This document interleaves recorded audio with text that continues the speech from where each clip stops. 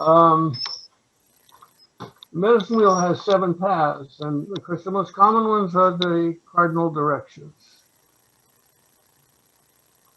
east, south, west, and north. And we've talked about all of those over the last months. And essentially, from a Cree point of view, we all walk around that circle. We're born with certain gifts that are innate to us at our birth.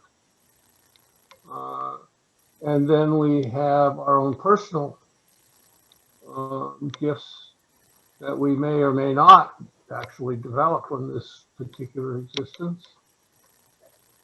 And we go around the circle. And at some point, whether it's in one lifetime or 50 lifetimes or 50,000 lifetimes, there is a kind of implicit assumption that we come into balance on those 4 dimensions: a mental, emotional, physical, and spiritual.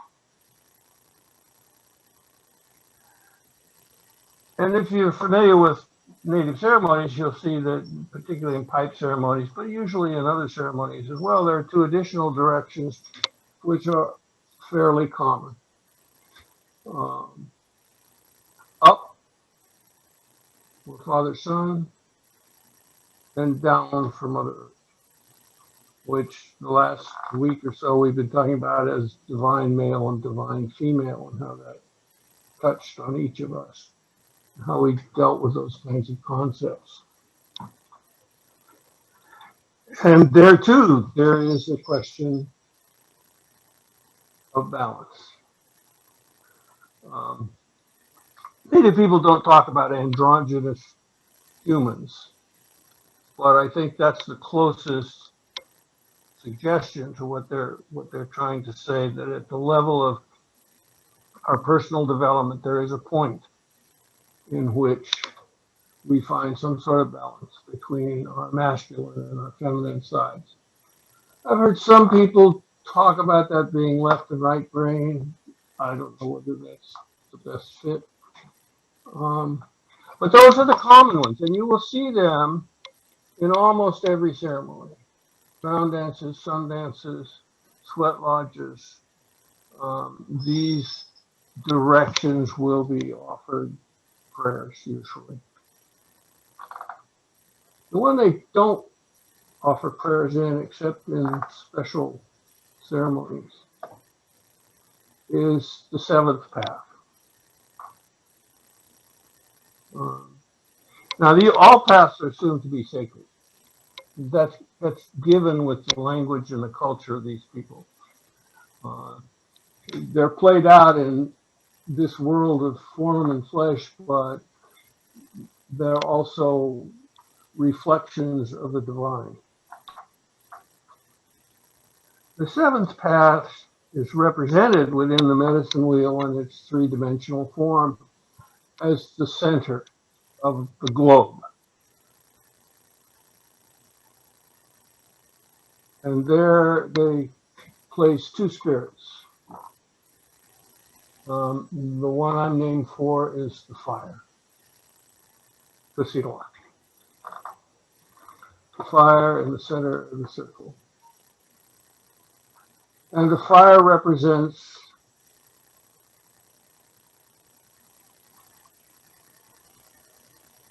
sacrifice. And it also represents relationship. But the sacrifice portion I'd like to talk about tonight. Because this is the inward path.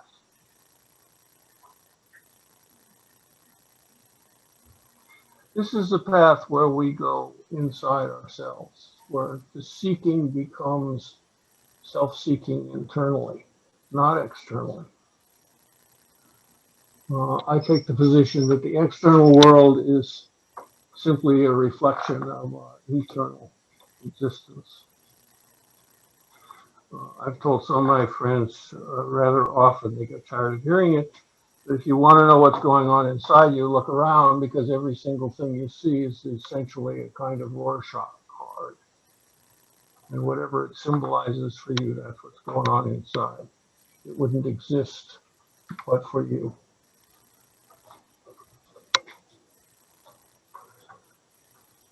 But there's an assumption about this, that the fire is part of the sacrifice. You have to sacrifice your ego to go into the inner path. The ego is essentially, conceptually anyway, burned away or diminished in some way, and the spiritual emphasized more, based on the notion that our true being is spiritual, and the inward path is to seek that path or to walk that path. And generally thinking is that you don't take the seventh path until you've found some semblance of balance in the other six.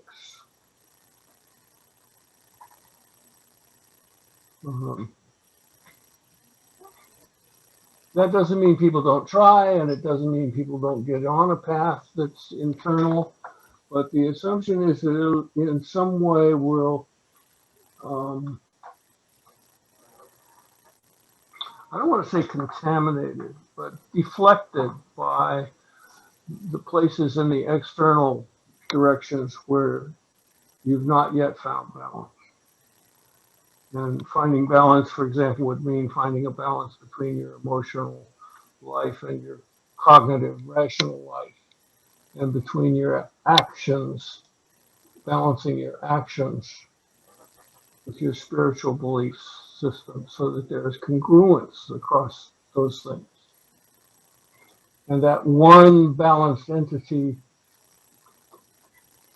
neither divine male nor divine female, but both, enters the seventh path, the inward path.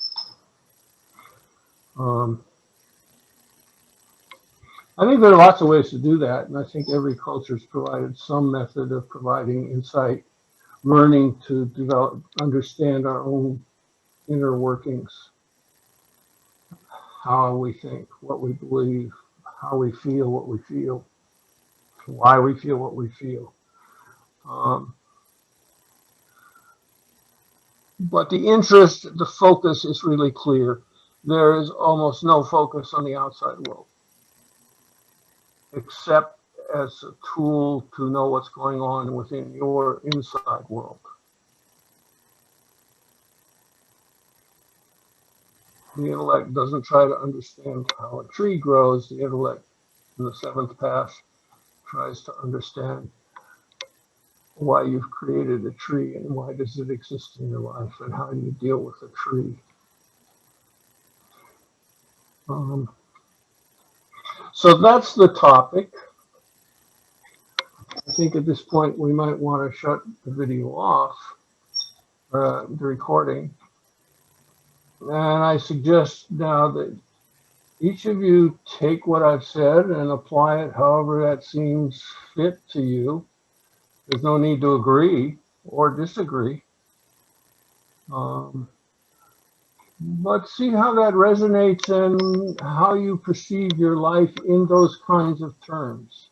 This at all. I think, personally, I think that we often confuse cause and effect, which is exactly the point you brought up. And from the point of view of my metaphysics, the cause is always inside and the effect is always outside. I make no argument about whether that's true or not. I just make the argument that this is what I believe firmly.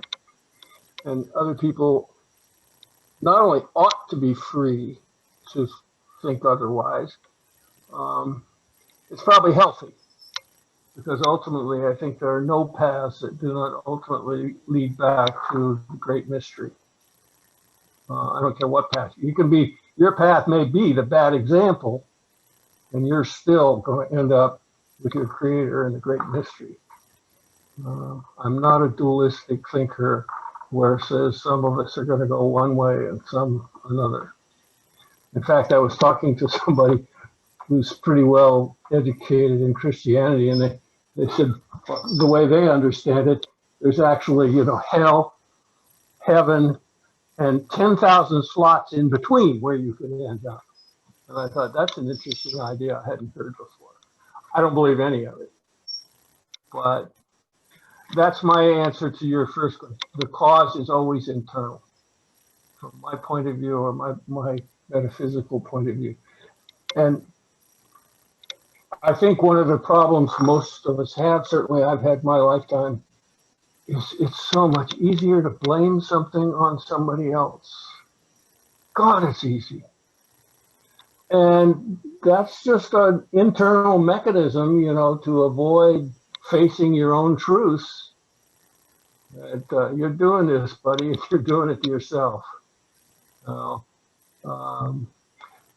It's the same issue when I've told many times the story when I would be really angry, like a lot of people are angry even in this country now, and they're pointing their fingers at somebody. And it doesn't matter which finger. The elders always taught you point your finger and blame, and three fingers are pointing back at you. They repeat it and repeat it and repeat it and repeat it, and it's one of the hardest lessons in the Indian country to accept. So yeah, it's really easier in life. We don't have to face our own internal stuff. The same issue exists with anger. Anger is a good way to avoid looking at yourself, because you're the reason I'm angry. This is another version of blame. And as long as you're the one that causes me to be angry, I can't do anything about it. There's nothing I can do about your causing me to be angry. And I was that way from when I got up to Cree country. I was 39 years old. I wasn't a kid. And one of my teachers just looked at me after I'd ranted about something. And he said, "What are you afraid of, Kashiwa?" And the minute I looked at what I was afraid of, I stopped being angry, because the focus changed from the cause being external to the cause being internal, which is about the inward path. Right? I'll put the stick back with that. I just wanted to answer that one question about cause and effect, because that's a really critical issue in this metaphysics. No, thank you. But to follow it, I have come to be less and less interested in finding blame. But I will say that in the line of changes that I got, in this case out of Alcoholics Anonymous, it was at one point pointed out to me that when I was confronted with something that I was afraid of, I was permitted exactly 2 courses. One of them was, "This is your fault. If you weren't fucking with me, I'd be all right." And alternatively, here it is, still further evidence of the permanent, unredeemable, sack of shit, crash and burn that I am and have been and always will be, world without end. Now, I do want to reiterate that next step for Tree. Everything you see, you create, from my point of view. And when you create those critters and you see the wonder in them, you are seeing a reflection of your own wonder, your own beauty, and not least which, your own creativity. idiots don't create such beauty.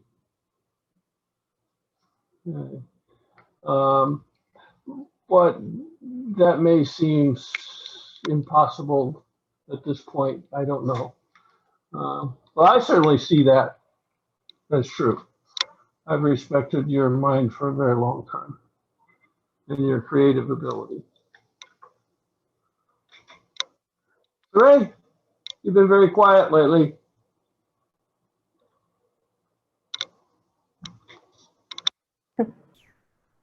Well, I definitely needed to hear some of the things you were saying today. Especially in my personal experience, I'm very harsh with myself.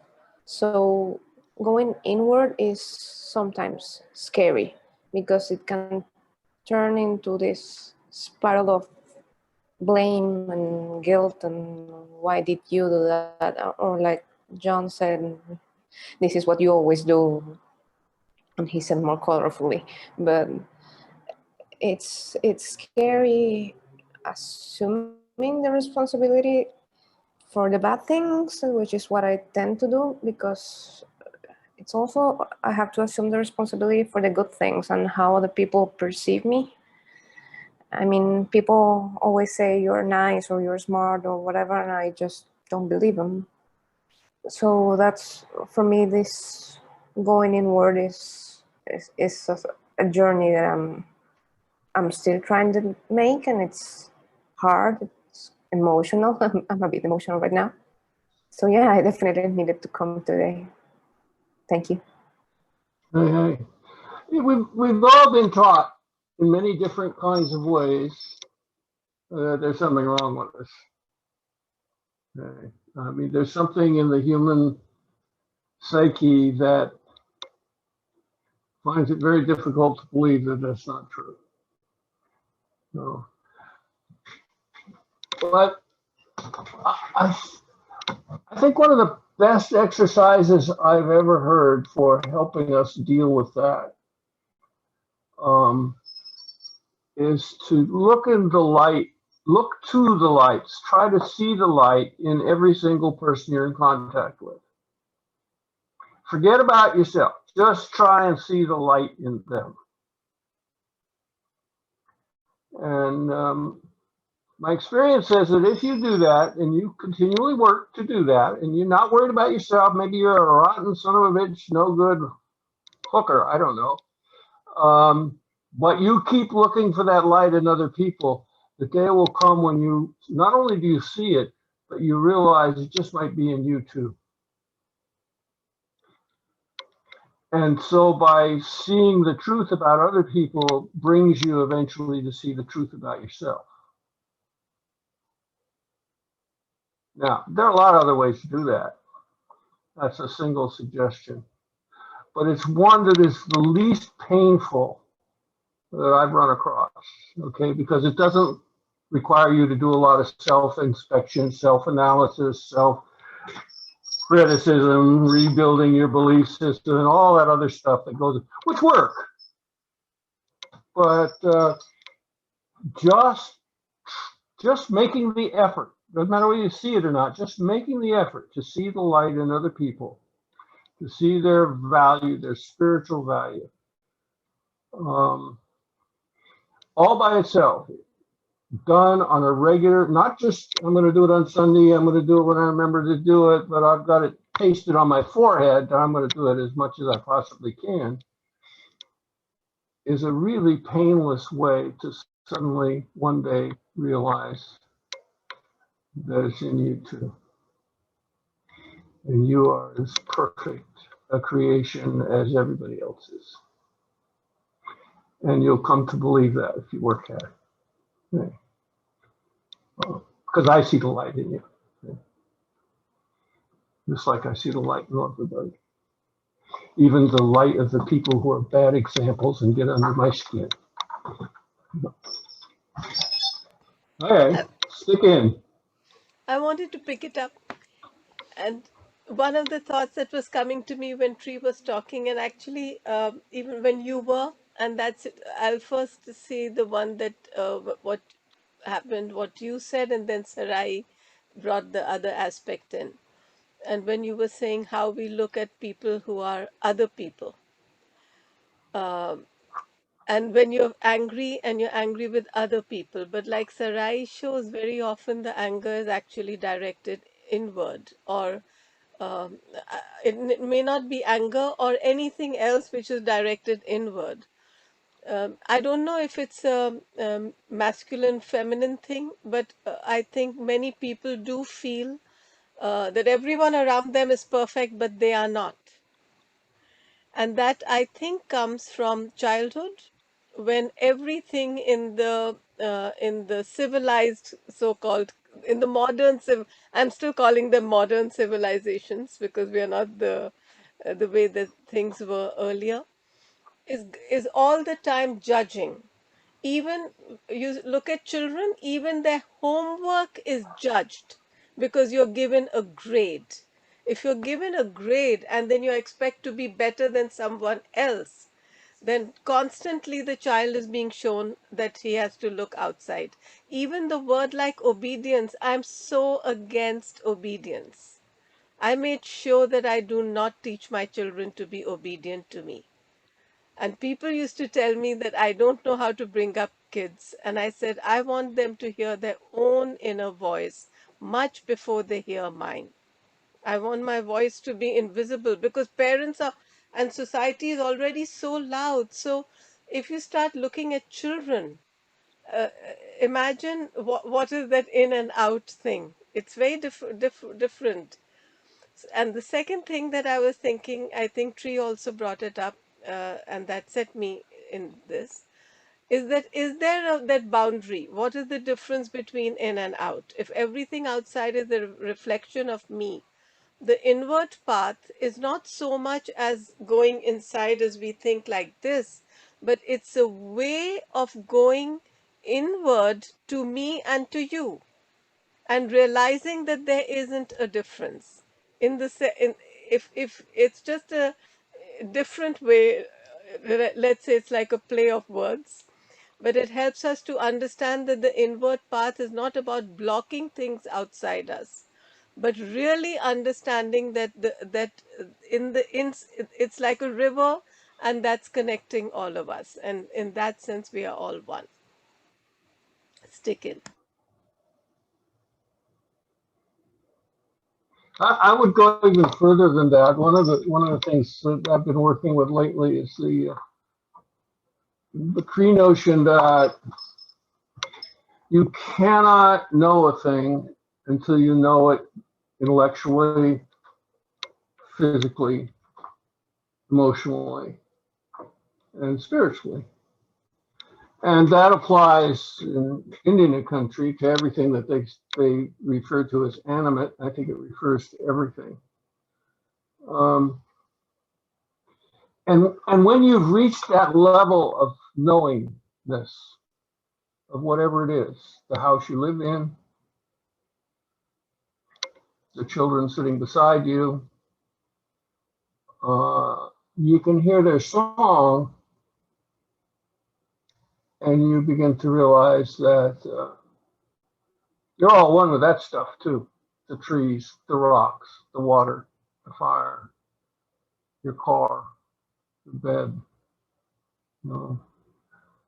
But you're talking about very, I don't know whether level is right, but it's a question of how wide is your awareness. I like trees long before I ever heard a tree. You know, it never occurred to me how to listen to them. That was a conceptual framework, just didn't exist in my world until it did.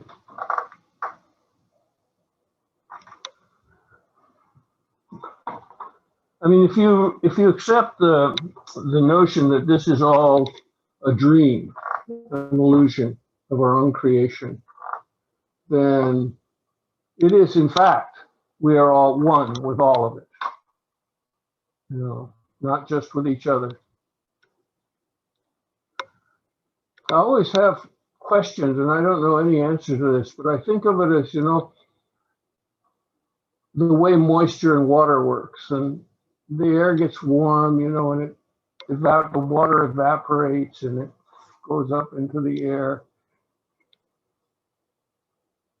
And then it cools off, and it is born drops of water, individual, unique, different drops of water. And we know they're different because if they freeze and look at snow, they're all different, every single one of them. And that drop then falls back to Earth and eventually ends up first maybe in the land and then in a artesian well or in a creek, and it flows into the ocean, and therein is the one. All water ends up in the ocean. And does that drop still know its existence as a drop? I kind of suspect it doesn't. I think when we're all one, we are not any longer separated by our names and our understandings and our experiences. I think that's all integrated into a single thing. Now, I read metaphysics that have theories to support that stuff, but what's important, I think, are not the theories, it's the experiences. For most people, I've found we have these little incidences in our lives. I call them spiritual breadcrumbs. But they're the things that happen to us that we still remember, and they're significant to us because in some fashion they don't fit this world. They're reminders that there's more to this world than this.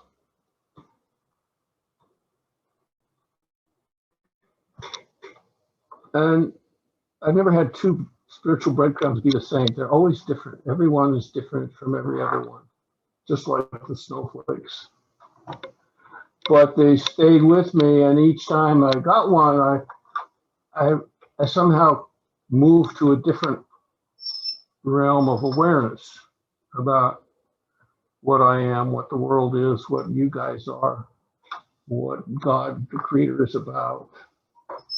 And I'm not sure that journey ever ends. I think I certainly can't comprehend it. I just love the Cree name for God.